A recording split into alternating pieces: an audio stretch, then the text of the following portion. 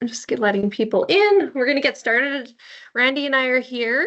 For those of you that I haven't met yet, my name is Jacqueline. I'm the director here at WorkSafely. And Randy, you probably know.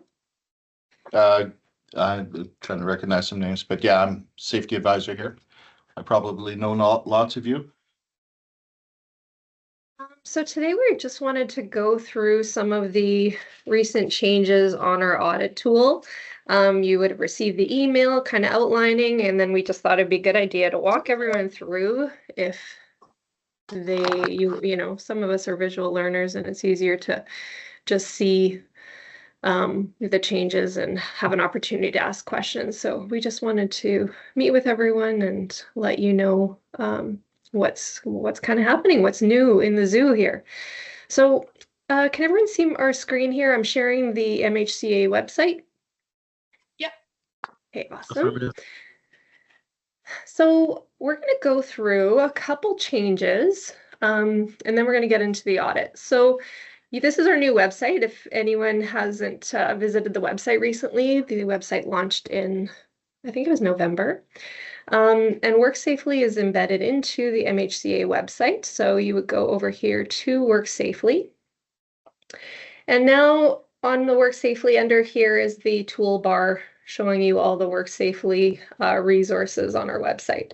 So we're going to go to COR, and I'm going to drop down into COR logo request. We thought we'd start here because we updated our COR logo to meet the national standards. So this portion you'll see here, this very top part, is consistent with all the Canadian jurisdictions for national COR standard. And so we wanted to ensure that our clients and COR clients know that the MHCA WorkSafely COR is meeting the national standards. It always has, but we weren't consistent with the logo that was used across Canada. So now it's a consistent logo, and because we have two safety associations in the province, ourselves and CSAM, we do have an identifier down here at the bottom. But this is our new COR logo. So if you want to update your website or any promotional materials that you use as a company to demonstrate that you are COR certified, you can come to our website and you can fill out the COR logo request. We have some agreements in terms of conditions for you to click off, and then you just submit the request right to our website. And then we'll give you the branding package so that you can update the logo. So that was our first thing that we wanted to cover with you. Any questions there? Well, thanks.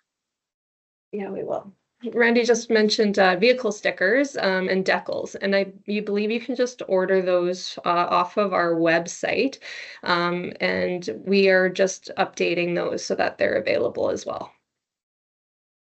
And then, the other thing is that on your recertification date, depending on what cycle you are on your audit, you will be receiving a new banner as well. With the updated COR logo. So if you have a research coming up this year, you'll get a new banner this year. If it's next year, you'll get a new banner that year. You could, if you really wanted a new banner, order it on your own, but we would cover the cost of your new banner upcoming on your recertification year. Sorry, did anyone have any questions? No? Okay. So then I want to run into the new audit tool. Now, just to be clear, the audit tool is the same as it was in 2024 with the harmonized audit tool. The content hasn't changed. We just updated the tool itself to make it easier for you to complete. So we'll go through that today. We're going to go down to here. We're going to go to the COR Audit Tool, and we're going to click on it. Now the COR Audit Tool is right here. And you can see we have a note that says ensure to download a copy of the audit tool to your computer and read all instructions prior to starting your audit. So this is the important part, is we want to make sure that it's downloaded properly and saved to your computer so that you don't lose any work. So what we do is we click on the fillable audit tool here. And what we're going to do here is we're going to save this file. We're going to download it to our computer. And I'm just going to save it to my desktop for now.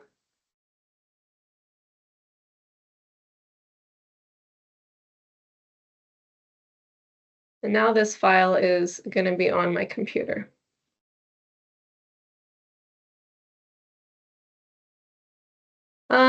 So you can see at the very beginning here, we've got, let me zoom in for you all. Oh, I just want to double check. Instead of opening there, I think I'm going to go to my actual computer. And open the one you downloaded. Yeah, and open the one I downloaded. So just so that I don't confuse everybody. It is the proper way. So I'm going to close these tools. And I'm going to go into my desktop here. And got someone joining. Okay. Where's my desktop? There it is. Fillable audit tool. So now that we have this version saved on the computer, what you want to do, and this is an important step, so you can fill out the audit tool in your Adobe PDF. But the only problem is it's a little bit slow. So you can complete the tool using that method, but Chrome is a lot faster. It's more responsive. There's no lag time as you complete the tool. So what we suggest is what you do is you're going to right click on the file and you're going to go to open with. And so you have this option. The Adobe one, it's a little slow, still works, just a little annoying. So we're going to go to Google Chrome. We're going to open it up in Google Chrome. And so now we've got our saved file here. And you want to read through the instructions, right? It just says download the tool, right click on the PDF document like we just did. It says open with. And then this is about saving. So we're going to go through that as well. I'm going to go into the audit tool. So the audit tool is the same as you've seen before. I'm just going to write a couple fields in here because I want to go through just saving the document. So say we've completed a page of this tool, and this is what I would suggest, just because it's a new process. I'm a little paranoid of losing work, so I usually do a little test. I want to make sure things are saved. So you go up here, and we're going to just right here. Sorry, it's right here. It should be. Oh, how come it's not showing up on my computer? Right click. Yeah. And then right click should be a save as. For whatever reason, my save is right up at the top here. Different. But usually when you go down here, like you'll see right by the printer, it should say save with changes or without changes. So that should, when I go here, it should do that. I don't know why it didn't. But I can save it here. So I'm going to just save it. Now I don't want to save it to my cloud. I want to save it onto my computer. So choose the appropriate one for your operations. And I'm just going to save that file. And I'm going to press save, and it's going to ask me if I want to replace the file. So I can replace the file, or I can rename it to another file and have an additional copy. But in this case, I'm just going to save it to my computer. So it's, it's pretty straightforward if you know how to save documents, but just want to make sure that you test it out, because it's a lot of work when you fill out this audit tool, and you want to make sure that your work's being saved appropriately. So we're going to get into the tool itself and what's changed here. So the beginning part is all the same. Now we get in here and you're going to see some differences. So we've got some question boxes here, and you'll see we've all got populated zeros here because it's going to magically do the work for us. So first thing here is in the guidelines, this is where you find them now. So remember on the old audit tool, you had a page that preceded this element. and it would give you all the guidelines, and you'd have to go scroll up and scroll down and read and go back.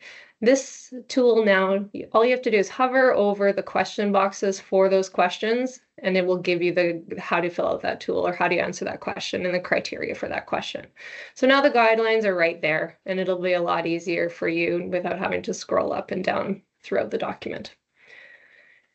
And then on the document observation interview section, you'll see we've got two boxes here, and you're going to just select if it's a positive response, you're going to select that. If it's a negative response, you can select an X. So you have a positive or a negative option for every question here. And you'll see as I complete it, the tool calculates based on your selection. So you've got calculation based on core, and you have, if we wanted to remove this, it actually wouldn't calculate it against CCOR anyway, but you have a CCOR total as well. So pretty slick. Try to save you from having to do the math.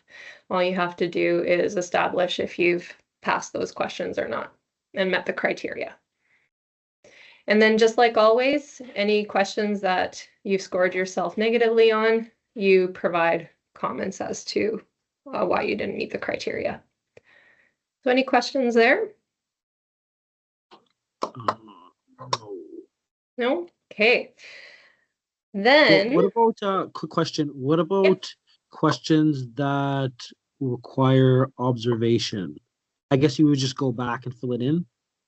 Yes, we always do documentation first, then observation second, and interviews third. So yes, so you'll have to go back, unless you have all your observations done already, then you should be able to tally it up and mark the answers within the audit tool. Are the questions online as well? Yes, they are. Yeah, so we'll jump there just because you asked. So we've got an observation checklist right here on that same page as the audit tool. Okay. Mm-hmm. So I can click that, and then there's the observation checklist. Because the likelihood that you're going to have your computer out in the field is not likely. So we've got that you can just print this off and take it with you, and then populate. And the same thing with the interview questions as well. You can notice we have those broken out as well. That's right here. That's the summary tool, which is very useful. But the interview summary tool is a really nice tool. So, because again, when you're out in the field, you'll know which questions apply to each.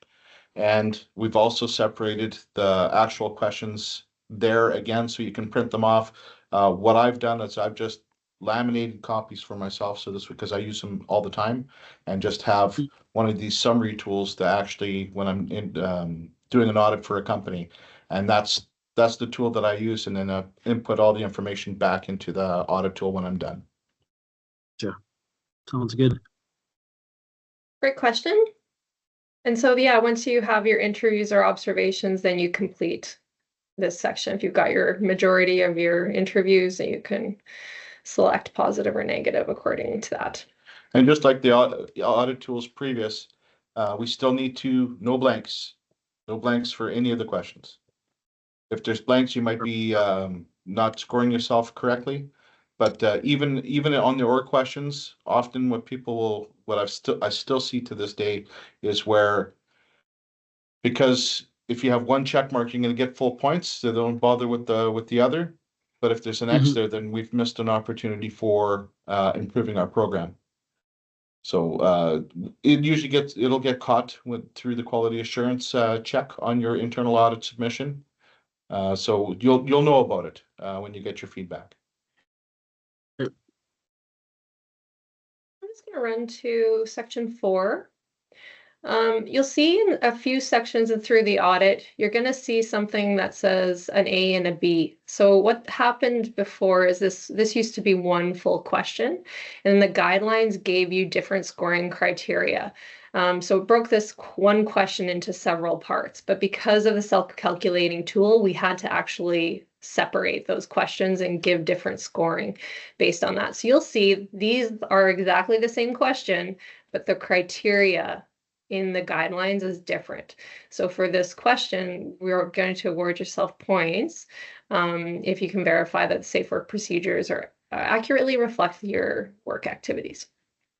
And then for this B section, same question. However, you're going to give yourself 2 points based on high-risk critical tasks being performed at the time of the visit, that you have a safe work procedure for them, and that points awarded based on observations that the written safe work procedures accurately reflect the company's work activities. So for this one, it is the same question, but you can separate the scoring a little easier. Then I'm going to go down to one more section here. Show you.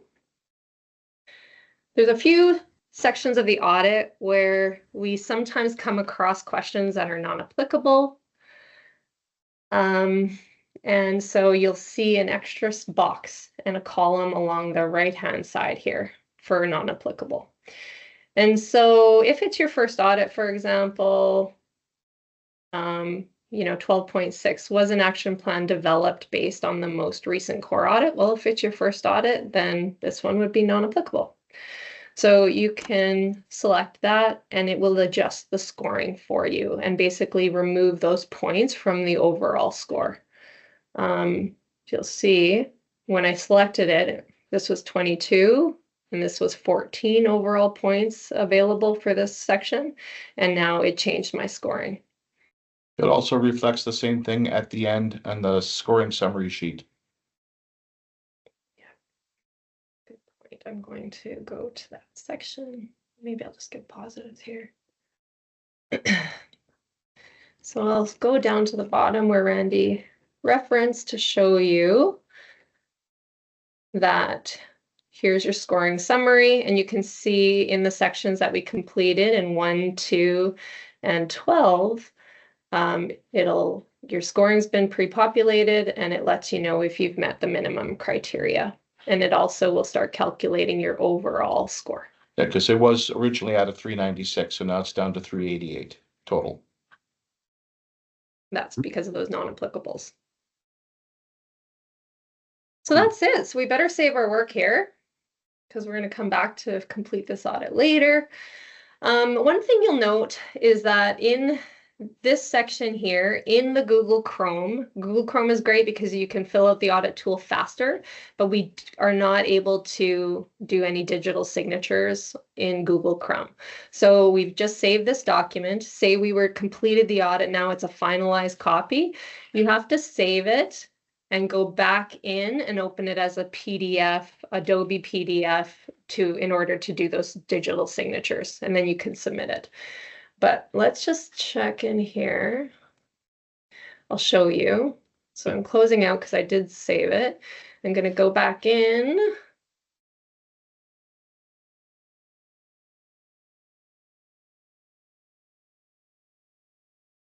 Open this up as a PDF now. So you go back into Open With, because we're going to pretend that the audit's completed. And we're going to open it with Adobe. I opened on my other window here. Let's see if this worked. And then, yeah, so there's our saved audit tool, and all our work is saved as it should. And then you'll see at the bottom now you can add the digital signatures into this file. You save it one more time, and then the audit's completed. Any questions? Comments? Okay. Additional signature. The last piece of this is submitting your audit. So now the last piece that we've updated here is now you can submit your audits online. There's lots of options to do this. Right beside the area that you downloaded the tool, there's a submit your audit button. And there's also right in the toolbar, you can go to submit your core audit here. It will take you to a fillable form. You fill out your name, your company name, email, phone number, and then you can upload your file right here. So it'll take you to your computer and you drop the file in there and then you submit your audit. That's it. Yeah, it's pretty slick, and we're hoping it makes things easier for all our companies. What about the supporting documents, like job plans with senior management signatures or a tag out, an old tag out Want me to take one? document, like all that pertaining to like the different sections, you know? You You're still going to see be it? very happy to hear this. We no longer require you to send all 15 elements of supporting documentation in. Oh, So what wow. happens now, our process has changed, and again, to be more streamlined with the CFCSA, what we're going to be doing is it's a quality assurance. So we'll be doing a quality check on your internal audit. Mm-hmm. Every internal audit that's submitted will be reviewed by one of the safety advisors, whether it's myself, Trevor, Delaney, Travis, Dave, regardless of who it is. They'll be Yep. using a form, and if there's any errors within the audit, say blanks or no explanation, whatever, those will be pointed out, and an auditor score will be provided. This form will be sent to you, so you can actually have some feedback on how you actually did your audit. But Okay. also, when that quality assurance form comes to you, it'll request 3 pieces of documentation. Okay. So maybe we'll be asking for a couple of copies of your hazard assessments, or a Yep. copy of a shop inspection, or Gotcha. there'll be 3 items. And Okay. then you'll be given 3 days to provide us with those 3 items. Mm-hmm. They'll be reviewed, and if everything is good, then your letter of good standing will be issued to the same email with the quality assurance form as well, be totally completed. So we don't know until we review your audit which pieces of documentation we'd like to see, but a minimum of 3 will be asked for. Okay. Cool. And Sounds it'll be good. much simpler than just having to do a whole book and everything. So it will be asking you to submit those online through email, and then it's done. I mean, that sounds great and everything. I was kind of looking forward to doing all the work again, but hey, what is needed. It'll definitely streamline the process. For sure, for sure. That not like we have other things to do too, so that's good. Exactly. So this is what the quality assurance will look like. I'm just pulling it up here. I think It's a PDF. Oh, that's what they will see. This is That's exactly online? what they will see. Okay, great. I'll open that. Thank you. So this is what you're going to see. I'm just gonna share my screen again. Should be sharing it, no? No, I took it down Gotcha. just so I could open it here. There you go. So this is what you're going to be getting. If you can scroll down to the second page. And see after the review has been done, there's going to be keep scrolling down so you can see supporting documentation required. Yeah, everything that says okay. If you had any feedback during quality assurance, you would have a comment and it would put the section in here that there was a comment. So it would look a little different than this if you had any feedback. There you go. Okay. You scroll up one more. One more? I want to go to where that's just a little bit further, where it says supporting documentation required. Oh, thank you. So here, say Yeah. we want to see a couple hazard assessments. Well, there will be a comment in the supporting documentation required. It'll say that we'd like to review something, and it'll be a specific request, exactly what you need. You can scroll down to the bottom. Next one, that's one. And then it says, so you'll have your score. It'll show you if there is why the score is there. It's kind of self-explanatory if you actually look at the page and look at the legends. And it says supporting documentation required by, and it'll be within 3 days. Awesome. Respond within 3 days, and with the documentation, it'll be reviewed immediately. And then, like I said, a letter of good standing along with the completed auditor scoring tool will be sent back to you, so you can see where you made if you made any errors, where they were, and specifically what errors were caught. Don't feel bad if you have a score of, say, 10 to 20. The first person that audited me did my quality assurance. There was quite a few mistakes that I made, and I'm an experienced auditor. So it's okay to make mistakes. That's why we're at least now giving you some feedback, so you can see my mistakes were all consistent, and usually that's what it is. So at least then you know what you need to improve on for next time. Exactly. Sounds good. Thank you for explaining that. Anyone else have any? Dwayne, you have a question? Not so much a question as a comment. Do you know, is the MHCA, are they working towards reciprocity recognition of audit tools between interprovincial? Again, we're based out of Nisku, Alberta here, and we use the Manitoba Heavy for our work in Manitoba, which is a very small amount of work that we do, but it's very critical. We just went, our certifying partner is actually through Energy Safety Canada, who's very, very stringent on the auditing protocol that they have. And we just went through an external renewal audit at 97% scoring, which is the highest we've ever achieved in that group. But anyway, just hoping that sometime in the future that the different certifying partners will take on reciprocity between provinces. So We do have that process in place. Aren't you actually COR certified in Manitoba already?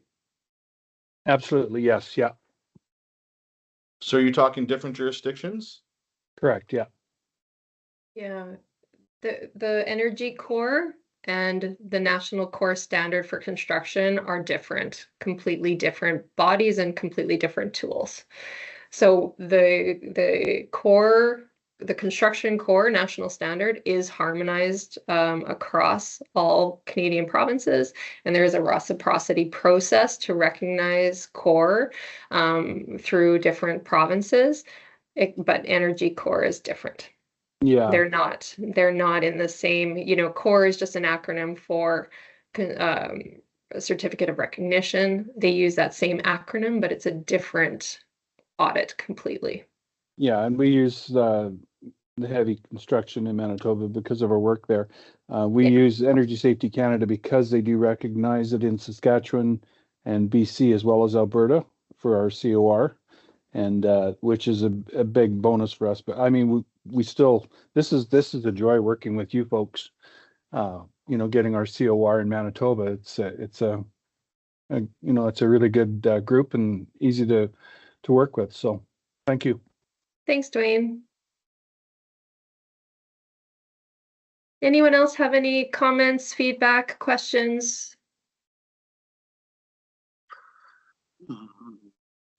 So far, quite informative so far. Great. I also wanted to let you all know that we're having a core meeting coming up in, I think, April 1st. I'm just going to double check my calendar. If anyone, I know some of you are not in the Winnipeg area, but for those of you who are, we'll be having it, our newsletter's going out today, so you can take a look at that and there'll be an area to register. And then we're having a special presentation from Iqbal Brar, who's a consultant in Winnipeg, used to work for Ballard, and he's doing a presentation on hazard recognition and identification. But he's got a special presentation titled "The Shit That Will Kill You," really focusing on high hazard work that will have an impact on workers going home at the end of the day.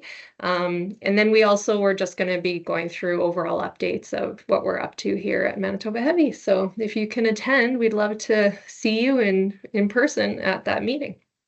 Sounds good. I'll be there. Awesome. That's Holiday Inn Express, April 1st, 9 a.m., right? Yeah, you got it. Sounds good. All right, everyone. Well, unless anyone has any more questions, that concludes what we wanted to chat with you about today. We really appreciate you attending. And if you have any questions and it comes down to submitting your audit, please call us if you need to. We're also posting this webinar on our website and sharing it in our newsletter. So if you need to go back to it and reference it, you can do so if you forget. Perfect. Okay. Likewise. All right. Thank you. Definitely, for sure. Have a great day, Thanks, everyone. everyone. Thank you, everyone. Thank Good you. presentation.